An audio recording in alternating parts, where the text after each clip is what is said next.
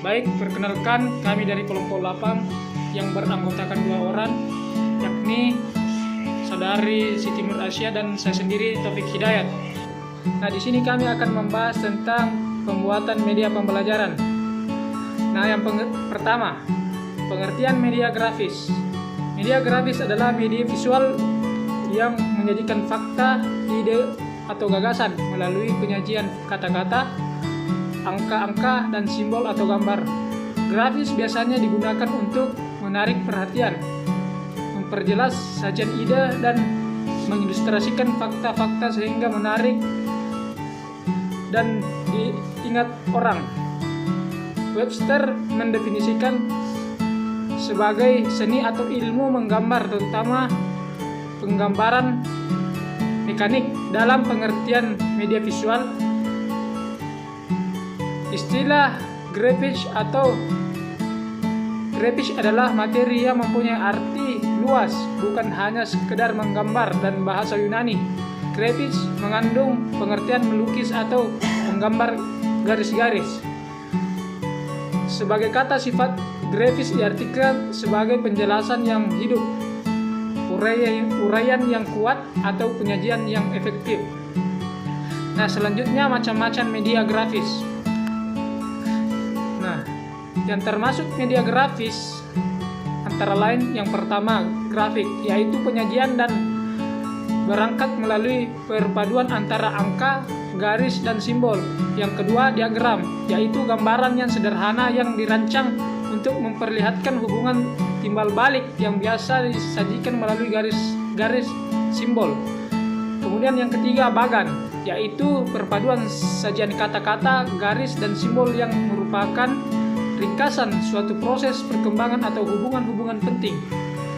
Yang keempat sketsa, yaitu gambaran yang sederhana atau draft kasar yang melukiskan bagian-bagian pokok dari suatu bentuk gambar.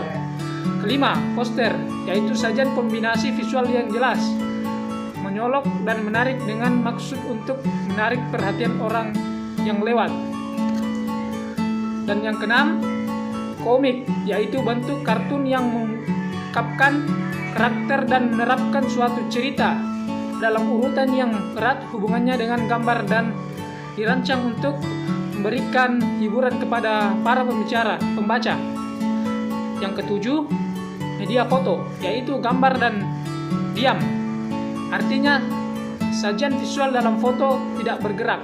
Kemudian yang ke-8, papan flanel, yaitu papan yang berlapis, kain flanel untuk penyajian gambar atau kata-kata yang mudah ditempel dan mudah pula dilepas.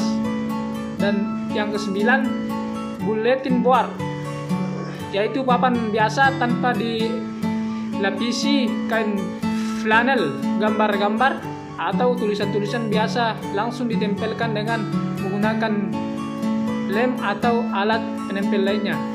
Nah, itulah materi yang sempat saya bawakan. Materi selanjutnya akan dibawakan oleh rekan saya Siti Nur Asia. Baik, terima kasih.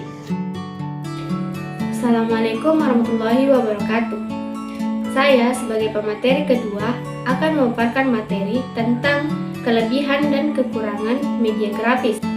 Adapun kelebihan media grafis, yang pertama, dapat mempermudah dan mempercepat pemahaman siswa terhadap pesan yang disampaikan. Yang kedua, dapat dilengkapi dengan warna-warna sehingga lebih menarik. Ketiga, pembuatannya mudah dan harganya murah. Keempat, membantu mengatasi keterbatasan siswa. Adapun kekurangan dari media grafis, yang pertama, membutuhkan keterampilan khusus dalam pembuatannya, terutama untuk grafis yang lebih kompleks.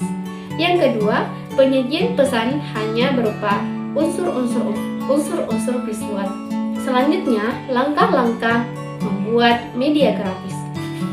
Prosedur umum dalam merancang media grafis dapat dilakukan dengan mengikuti langkah-langkah. Adapun langkah-langkahnya yaitu yang pertama, mengidentifikasi program. Dalam hal ini, tentukanlah nama mata pelajaran, pokok bahasan, dan subbahasan, tujuan pembelajaran atau kompetensi yang diharapkan. dan sasaran. Sasaran yang dimaksud di sini adalah siswa yang akan menggunakan media tersebut. Posisinya berada di kelas berapa dan semester berapa. Kemudian yang kedua, mengkaji literatur. Dalam membuat media cetak ini, guru selanjutnya menentukan isi materi yang akan disajikan pada kedua media tersebut. Perlu diketahui bahwa menentukan isi yang akan disajikan pada media cetak dan media presentasi bukan memindahkan semua isi dalam buku teks, namun perlu dikemas sedemikian rupa sehingga materi pelajaran dapat divisualisasikan lebih cepat, merangkum materi yang disampaikan, jelas dan menarik minat dan perhatian siswa. Kemudian langkah yang ketiga, membuat naskah. Naskah untuk media grafis berisi sketsa visual yang akan ditampilkan, berisi objek gambar, grafik, diagram, objek foto, dan isi pesan visual dalam bentuk teks. Naskah untuk media presentasi berupa storyboard dengan format double kolom berisi kolom visual yang diisi dengan semua tampilan dalam bentuk visual dan kolom audio. Dalam kegiatan produksi, media cetak dapat dibuat secara manual atau menggunakan komputer. Cara manual berarti diperlukan keterampilan khusus untuk menggambar, melukis, atau membuat dekorasi objek grafis. Bahan-bahan yang digunakan berupa kanvas atau kertas, cat air atau cat minyak, kuas, minyak, berbagai bentuk dan bahan kertas, spons, styrofoam, dan lain-lain. Cara kedua, menggunakan komputer grafis, menggunakan software aplikasi pengolah gambar, dan dicetak secara digital menggunakan printer warna. Contohnya pada aplikasi Canva. Dalam perkembangannya, membuat media cetak menjadi lebih praktis dibandingkan dengan cara manual.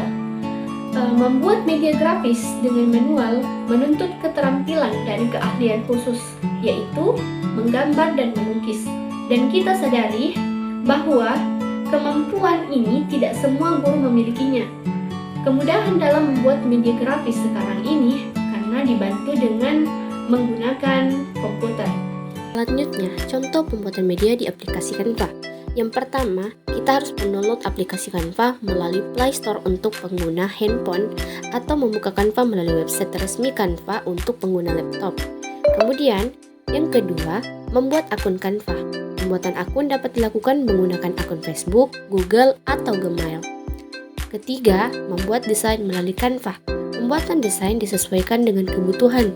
Dengan bantuan template, guru dapat menggunakan Canva dengan mudah serta dapat mengubah elemen, font, atau gambar sesuai dengan kebutuhan dan sesuai dengan kriteria pemilihan media pembelajaran. Contohnya, kami akan membuat poster mengenai tentang rukun iman pada kelas 1 SD pendidikan agama Islam. Kemudian yang keempat, cara menyimpan hasil dari Canva, yaitu menyimpan desain tersebut cukup dengan mengklik tanda berbentuk panah ke bawah di pojok kanan atas dan desain akan tersimpan di galeri ataupun file penyimpanan.